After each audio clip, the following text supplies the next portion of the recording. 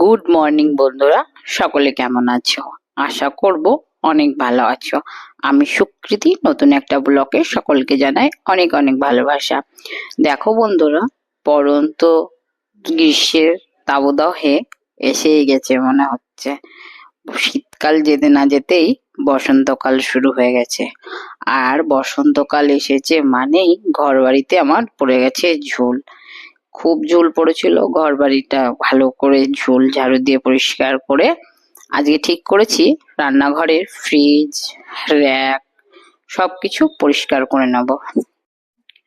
কেননা আজকে রান্না বান্না সেরকম জোর নেই বলতে গেলে বরের স্কুলে খাওয়া দাওয়া সরস্বতী পুজোর, সেই জন্য আজ তেমন কিছু রান্না করব না ভেবেই এই কাজগুলো করে নিচ্ছি। তাতে কি হবে, আমি অনেকটাই সময় পেয়ে যাব হাতে। কি বলতো বন্ধুরা, যতই ঘর বাড়ি গুছিয়ে রাখি না কেন, ছোট বাচ্চা আছে তো এদিক থেকে সেদিক করে বেড়াবে। মানে এখন কি দুষ্টু কমই করে যে তোমার কোথাও জিনিস রাখলে সেটা আমি আর খুঁজে পাই হয়তো খাটের তলে কিংবা শোকেসের তলে, আলমারির তলে, টেবিলের তলে, এইগুলো তলে সব জিনিস লুকিয়ে লুকিয়ে রাখে। তার জন্য আমি দেখছি যেগুলো রেখে দিচ্ছে যখন, তখন আমাকে এগুলো পরিষ্কার করে নিতে হবে যদি মাকড়সা টাকড়সা থাকে, সেই জন্য। তাই আজকে একদম পরিষ্কার করতে বসে গেছি। দেখো র্যাকটা ভালো করে আগে ধুয়ে মুছে পরিষ্কার করে নিচ্ছি, তারপর বাসনগুলো মেজে নেব। তাতে কি হবে বলতো, মানে বাসনগুলো আমার মাজা হয়ে যাবে, আবার একটাও পরিষ্কার করা হয়ে যাবে। ছোট ছোট কাজগুলো যদি একদিন একদিন করে এগিয়ে নিয়ে যায় না, তাহলে বাড়িঘরটাও পরিষ্কার থাকে, অথচ কাজগুলো হয়ে যায়। তারপর র্যাকটাকে ভালো করে মুছে বাসনগুলো মেজে আমি আবার সাজিয়ে গুছিয়ে রাখলাম জল ঝরার জন্য। আর হ্যাঁ বন্ধুরা, তোমাদেরকে আর একটা কথা, যদি আমার চ্যানেলটা ভালো লেগে থাকে সাবস্ক্রাইব করে দিও। এই পাখিটা অনেক দিন থেকেই বসেছে বাসা করব বলে, কিন্তু আমি যেই যাচ্ছি আর উড়ে চলে যাচ্ছে।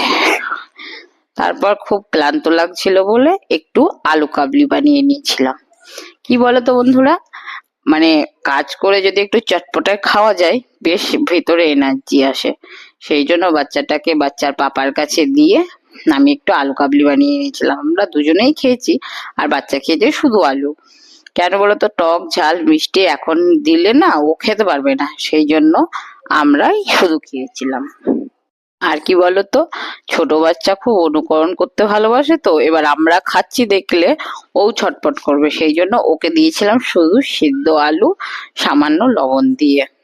তারপর চটপট করে আমি আলু কাবলিটা বানিয়ে নেওয়ার পর কিভাবে বানালাম সেটা জানতে হলে অবশ্যই আমাকে সাবস্ক্রাইব করে দিও, আর আমার চ্যানেলে একটা কমেন্ট করে বলো, আমি ঠিক লিংক দিয়ে দেবো তোমাদেরকে। যারা চটপটে খেতে ভালোবাসো, যেমন চুরমুর, ফুচকা, সেইভাবে বাড়িতে বানিয়ে নাও একবার আলু কাবলি, দেখবে মন প্রাণ ভরে যাবে। হ্যাঁ, আমি কিন্তু বাড়িতে বানিয়েই বেশি খাবারটা খাই, কেননা আমি বাইরের খাবারটা কম খাই। আমার বাচ্চা আছে, বেস্ট ফিটিং করে, সেই জন্যই বাইরের খাবারটা কম খাই। আর যেটা খেতে মন হয় সেটা আমি বাড়িতেই বানিয়ে নিই।